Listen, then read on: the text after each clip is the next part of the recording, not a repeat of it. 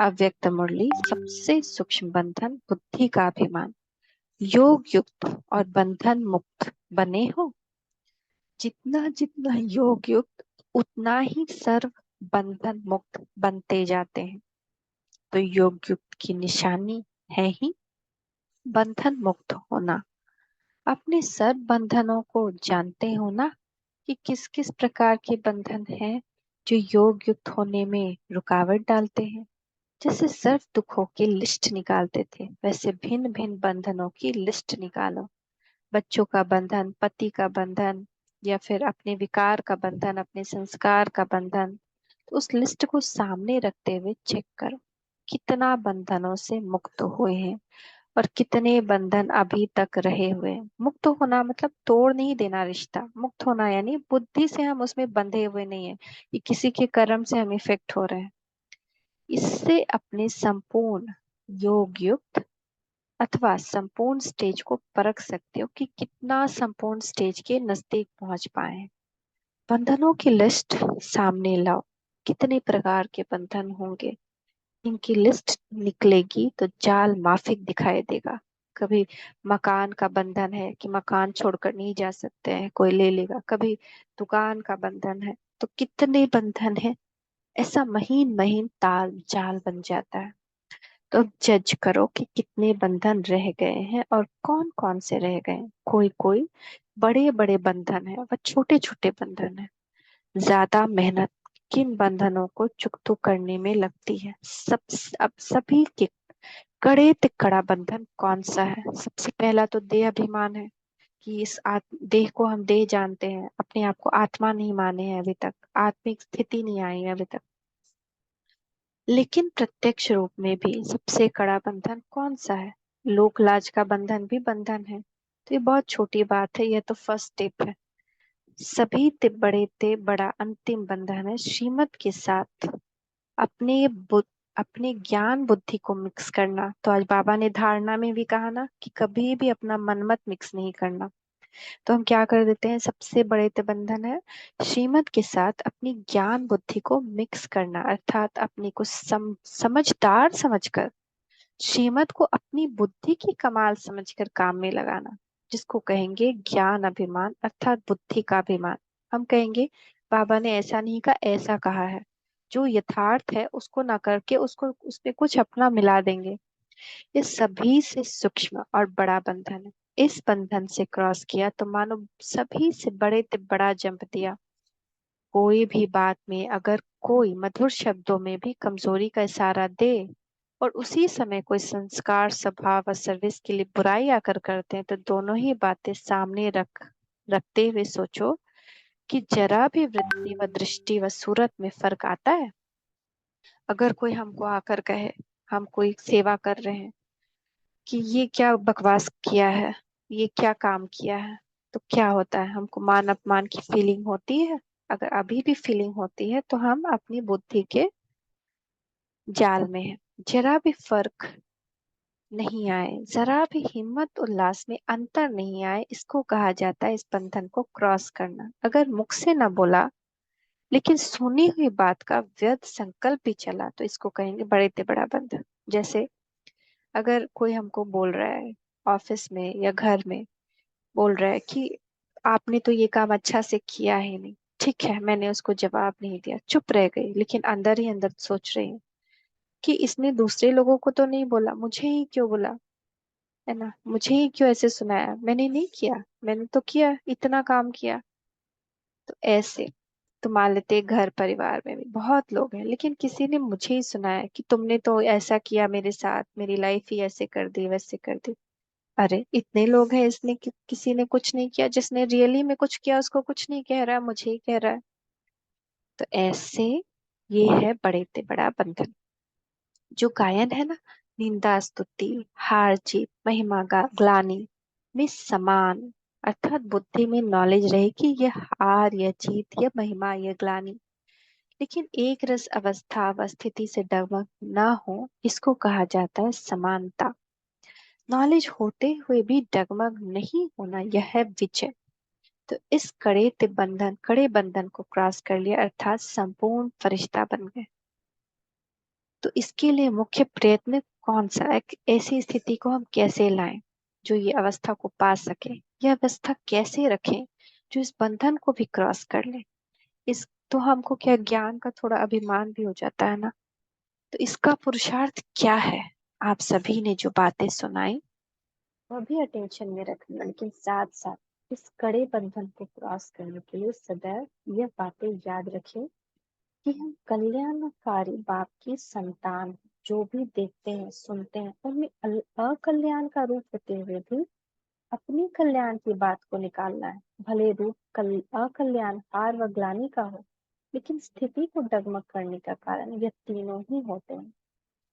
तो भले मान लो कोई बोल रहा है, गाली दे रहा है ना, मुझे कुछ बुरा भला कर रहा है, तो हम क्या सोच सकते हैं? वो पॉइंट्स नोट करके लिखने चाहिए, प्रैक्टिस करनी चाहिए, जिससे हम सोच सकते हैं कि ये आत्मा तो मेरी सहन शक्ति बढ़ा रही है, ये आत्मा तो मेरी परीक्षा लेने के निमित्त हुई है। जो मैं ये परीक्षा पास कर जाऊंगी तो मैं जंप लगा दूंगी, आगे और बढ़ जाऊंगी और बाबा से मुझे बहुत वरदान प्राप्त होंगे। तो ऐसे ऐसे हम कुछ कल्याणकारी पॉइंट्स निकाल, कल्याण देखते होते हुए भी उसमें कल्याण की बात को निकालना है। भले रूप अकल्याण का, हार का व ग्लानि का हो, क्योंकि स्थिति को डगमग करने का कारण ये तीनों ही होते हैं। तो रूप भले यह दिखाई दे कि उस कल्याण के रूप में को कल्याणकारी के रूप में ट्रांसफर करने की शक्ति व ग्लानि को भी उन्नति का रूप समझ धारण करने की शक्ति व हार से भी आगे के लिए 1000 गुना विजयी बनने की हिम्मत, उल्लास और युक्ति निकालने की शक्ति अगर आप अपने पास है तो कभी भी सूरत और सीरत पे उनका असर नहीं पड़ेगा। तो जैसे किसी ने नोटिस दे दिया कि चलो आपको, या फिर किसी ने कि आप बस 2 दिन ही यहाँ रह सकते हो, या आपको यहाँ से जाना है, कुछ भी, तो हम सोचें कि अरे वाह, इसका मतलब हमको भी ये चैलेंज पार करके विजयी बनना है, ये बड़ी कर्म भोग मेरा चुकता हो जाएगा, फिर मैं इस आत्मा से रिलीज हो जाऊंगा। लास्ट तक हम जितना आत्मा से रिलीज हो जाएं उतना अच्छा ना। मान लो कोई गाली दिया, हम सुन लिए, आहा मेरा कर्म बंधन चुकतू, एक क्रॉस कर दे, आज एक और कर्म बंधन चुकतू, मैं आज एक और कर्ज से चुक फ्री हो गई, कर्ज पूरा हो गया, चलो फील करे अपने आप को कितना हल्का महसूस हो रहा है, आहा। तो ऐसे ऐसे कुछ कुछ पॉइंट्स निकालनी है। कभी देखें, बाबा कहते गाली देने वाला द्वापर में आप पर फूल चढ़ाएगा, तो उसको देखिए, जैसे कोई गाली दे रहा है या ग्लानि कर रहा है, तो ये आत्मा तो वही आत्मा है जो द्वापर में मेरी भक्त थी, ये तो मेरी भक्त आत्मा है। फिर उसको उस नजर से देखिए, ये तो गाली नहीं, ये तो फूल है। देखिए वो आत्मा द्वापर, आप द्वापर युग में है, मंदिर में विराजमान है, और वही आत्मा आप पे फूल चढ़ा रही है। या दुर्गा स्वरूप में स्थित हो जाए और उस आत्मा को दृष्टि दे, ये विजुअलाइज करके, और देखिए वो आत्मा झुककर आपसे माफी मांग रही है आपकी पवित्रता के आगे। वो माँ माँ कह के आपको पुकार रही है, क्षमा प्रार्थी है, कह रही है कि माँ मुझे क्षमा करो, मैं विकारों के वश हूँ। तो ऐसे ऐसे कुछ कुछ करें जिससे कि हम उस किसी भी के लिए बुरा भी नहीं सोचे और हमारी स्थिति भी गड़बड़ नहीं हो। तो कोई भी बात व समस्या को ट्रांसफर कर ट्रांसपेरेंट बनना है। लास्ट हमारा यही रूप है ना, फरिश्ता, एकदम ट्रांसपेरेंट हो जाना है। अथवा अपकारी पर भी उपकारी बनना है। जैसे संस्कारों की समानता के कारण कोई सखी बन जाती है, ऐसे निंदा करने वाले को भी उस स्नेह और सहयोग की दृष्टि से देखना। तुरंत अपनी आंखों में वो दृश्य ले आए, जब कोई गाली दे रहा हो, ये प्रैक्टिस करें, या बुरा कह रहा हो या क्रोध कर रहा हो, क्रोध की दृष्टि लाए और आप अपने अपने मन में दूसरी दृष्टि लाए, देखिए कि ये आपको फूल चढ़ा रहा है, द्वापर में अगरबत्ती जला रहा है, मिठाई चढ़ा रहा है, आपकी पूजा कर रहा है, दिल से पुकार रहा है, सहयोग की इच्छा रख रहा है। संस्कारों की समानता वाली सखी और ग्लानि करने वाले दोनों के लिए अंदर स्नेह और सहयोग में अंतर न हो, इसको कहा जाता है अपकारी पर उपकार की दृष्टि अथवा विश्व कल्याणकारी बनना। ऐसी स्थिति जब बन जाती है तो समझो संपूर्णता के करीब है। ऐसे नहीं, जिनके संस्कार मिलेंगे उनको साथी बनाएंगे और दूसरे से किनारा कर लेंगे। भले कड़े संस्कार वाली हो, बहुत ज्यादा जिद्दी हो, उनको भी अपने शुभ चिंतक स्थिति के आधार से ट्रांसफर कर समीप लाओ। खूब शुभ चिंतन करना है उनके लिए। कितनी अच्छी आत्मा है, इनकी वजह से ही तो मुझे भगवान मिला। जब कोई होपलेस केस को ठीक करते हैं तभी तो नाम वाला होता है ना। आप डॉक्टर हो, मास्टर रूहानी सुप्रीम डॉक्टर। हमको अपनी सुप्रीम शुभ चिंतक का इंजेक्शन लगाकर, शुभ भावना की इंजेक्शन लगाकर होपलेस केस को भी ठीक करना है। तभी हमारा नाम वाला होगा। ठीक को ठीक करना और ठीक से ठीक होकर चलना, ये कोई बड़ी बात है क्या? ये कोई हमसे अच्छा बोल रहा है, हम उससे अच्छा बोले? बड़ी बात है अपनी श्रेष्ठ स्मृति और वृत्ति को ऐसे ऐसे को भी बदल कर दिखाना। देखो होम्योपैथिक दवाई की कितनी छोटी छोटी गोलियां कितने बड़े रोग को खत्म कर सकती है। तो क्या मास्टर सर्वशक्तिमान अपनी वृत्ति और दृष्टि से किसके भी कड़े संस्कार के रोग को खत्म नहीं कर सकते हो? नहीं समझते हो कि हम मास्टर सर्वशक्तिमान हैं? तो उनके लिए अपनी वृत्ति, अपनी एटीट्यूड को बदलना है, अपनी दृष्टि को बदलना है कि ऐसे हैं, ये ऐसे हैं। उनके अंदर से जितने कंप्लेंट्स हैं सबको पहले अंदर से खत्म करना है। कंप्लेंट्स की एक भी दीवार ना हो, मायूसी की एक भी दीवार ना हो, तभी उन तक हमारी शुभ चिंतन पहुंच पाएगी। अगर कोई के संस्कारों को पलटा नहीं सकते व खत्म नहीं कर सकते तो समझो मुझ मास्टर रचयिता से तो रचना की शक्ति ज्यादा काम कर रही है। तो वो हमारी रचना है, हम पूर्वज हैं, हमारे से ही तो ये सब रचना हो रही है ना। हम देखिए सृष्टि की रचना में भगवान के साथ है, मास्टर रचयिता है हम। तो मिसाल बताया, छोटी छोटी गोलियां रोग को खत्म कर सकती है, तो दवाई नहीं कहती कि रोग को कैसे मिटाएं। दवाई कभी कहती क्या हम कैसे रोग को मिटाएं, मीठी गोली है, हम रोग तो इतना बड़ा है, ऐसे नहीं कहती। वो धीरे धीरे होम्योपैथिक धीरे काम करती है, लेकिन धीरे धीरे रोग को जड़ से खत्म कर देती है। तो क्या आपकी रचना में शक्ति है और आप मास्टर रचयिता में नहीं? ये सारी हमारी रचना है ना। दवाइयाँ ये हमारी रचना है ना। दवाई किसने बनाई दुनिया में? दुनिया के सारे आविष्कार किसके द्वारा हुए? हम सबके द्वारा ही तो हुए ना। तो सदैव ये लक्ष्य रखो कि ट्रांसफर होना है और ट्रांसफर करना है। ऐसे नहीं कहना कि ट्रांसफर तो हो, मैं ट्रांसफर हो जाऊं। नहीं, मुझे होना है और मुझे ही करना है। जो ऐसे हिम्मत वाले बनते हैं वही विश्व के महाराजन बन सकते हैं। तो विश्व महाराजन बनना है तो जो दैवी परिवार की आत्माएं भविष्य में विश्व में आने वाली हैं, अर्थात ये छोटा सा परिवार जो विश्व राज्य के अधिकारी बनने वाले हैं, सभी आत्माओं के ऊपर अब से ही स्नेह का राज्य करना है। ऑर्डर नहीं चलाना, किसी के ऊपर ऑर्डर नहीं चलाना, स्नेह चलाना है। अभी से विश्व महाराजन नहीं बन जाना, अभी नहीं बनना है विश्व महाराजन। अभी तो विश्व सेवाधारी बनना है। ये शरीर को भी अपना नहीं समझना।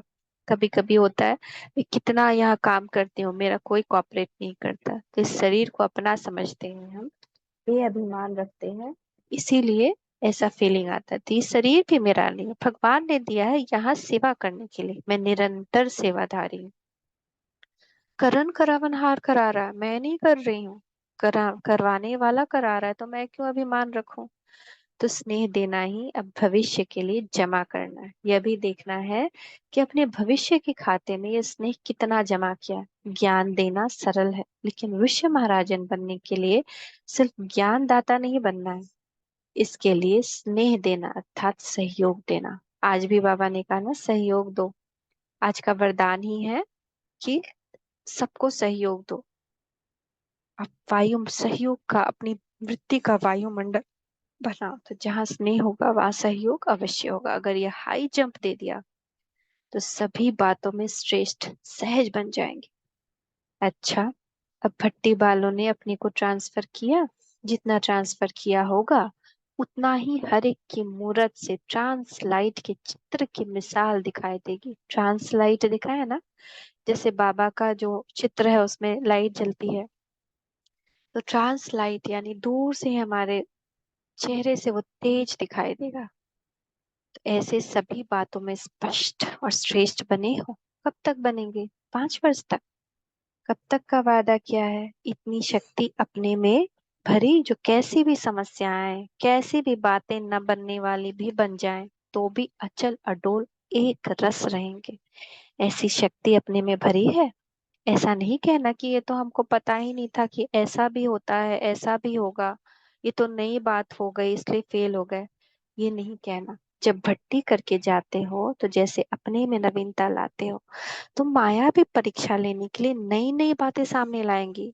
लोग नए नए पॉइंट्स लेकर के आपके सामने उछलेंगे, जंप करेंगे। पहले एक पॉइंट लाया, फिर कभी दूसरा पॉइंट लाएंगे, पुरानी कई जो बात कुछ थी नहीं वो बात खोद खोद के लाएंगे, तिल का तार बनाएंगे। लेकिन हमको क्या करना है? उनको क्षमा, उनके लिए शुभ चिंतन। इसलिए अच्छी तरह से मास्टर नॉलेजफुल, मास्टर त्रिकालदर्शी बनकर जा रहे हो, तो दूर से ही माया के वार को पहचान लो। जैसे ही कोई ऐसा कहना शुरू करे, समझ लो माया का वार है और खत्म कर दो।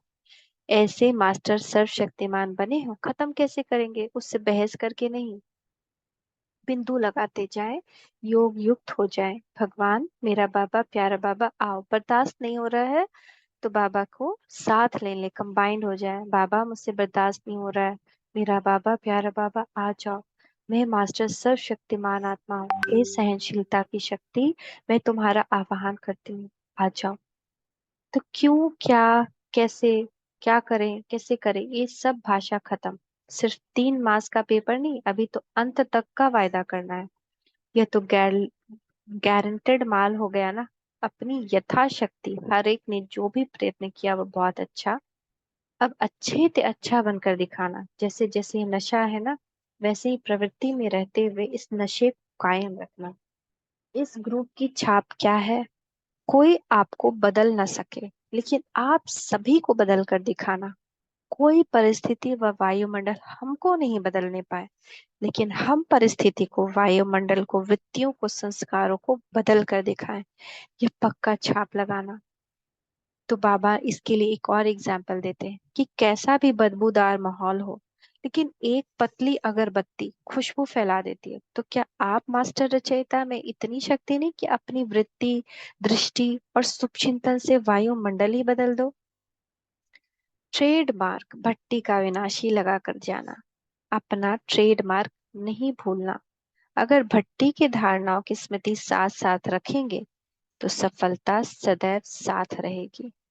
अच्छा, मीठे मीठे बाप दादा को हम सिकी लदे रूहानी, ट्रांसलाइट मिशल दिखने वाले, ट्रांसपेरेंट फरिश्तों का, मास्टर नॉलेजफुल, मास्टर त्रिकालदर्शी, मास्टर रचयिता का, मायाजीत, मास्टर सर्वशक्तिमान बच्चों का याद, प्यार, गुड मॉर्निंग, शुक्रिया बाबा, शुक्रिया। ओम शांति, ओम शांति, ओम शांति।